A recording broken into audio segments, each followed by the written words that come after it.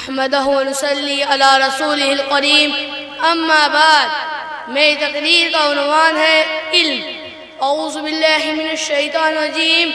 بسم اللہ الرحمن الرحیم. محترم بھائیوں اور دوستوں، السلام علیکم ورحمۃ اللہ وبرکاتہ. کسی شاعر نے کیا خوب کہا ہے، علم وہ دولت ہے جو لٹتی نہیں، علم وہ دولت ہے جو لٹتی نہیں، خرچ کرنے سے کبھی گھٹتی نہیں. محترم بزرگوں، روشنی کسے پسند نہیں؟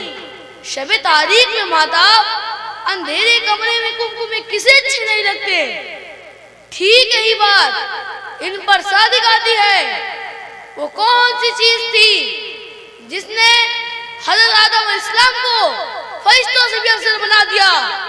وہ کون سی طاقت ہے جو انسان کو اشرف المخلوقات بنائے ہوئے ہے؟ وہ علم ہے. علم تجھ سے بڑھ کر کوئی نہیں خزانہ، علم تجھ سے بڑھ کر کوئی نہیں خزانہ، جاری ہے تیرے دم سے دنیا کا کارخانہ. محترم بھائیوں، ہم مسلمان ہیں، اللہ اور اس کے رسول پر ایمان رکھتے ہیں. واقع یہ ہے کہ اگر ہم علم نہیں رکھتے تو ہم مسلمان ہو نہیں سکتے. مسلمان اور جاہل رہے، مسلمان اور ان پڑھ ہو، یا ہو نہیں سکتا. تعلیم کی منزل کو دلیری سے کر ہوتا ہے، تعلیم کی منزل کو دلیری سے کر ہوتا ہے. رستے حالت کے پہاڑ آئے تو ڈھا دو.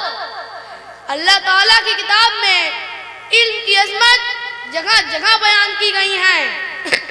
علم ایک نور ہے جو دل کو جلا دیتا ہے، علم ایک نور ہے جو دل کو جلا دیتا ہے، نقش بادل کی طرح ہر جہل کو مٹا دیتا ہے.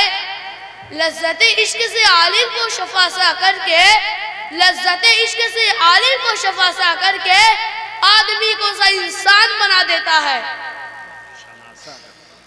اللہ تعالیٰ کی لذت عشق سے عالم کو شفاسا کر کے، لذت عشق سے عالم کو شفاسا شناسا کر کے آدمی کو صحیح انسان بنا دیتا ہے. محترم بھائیوں، علم سے مراد کیا ہے؟ کیا دنیاوی علم یا اخروی علم؟ واقع تو یہ ہے کہ کوئی بھی ہو، انسان کو عزت دیتا ہے. انسان علم ہی سے کمال پاتا ہے. فوج، لشکر، مال دولت اسے عزت نہیں دیتے.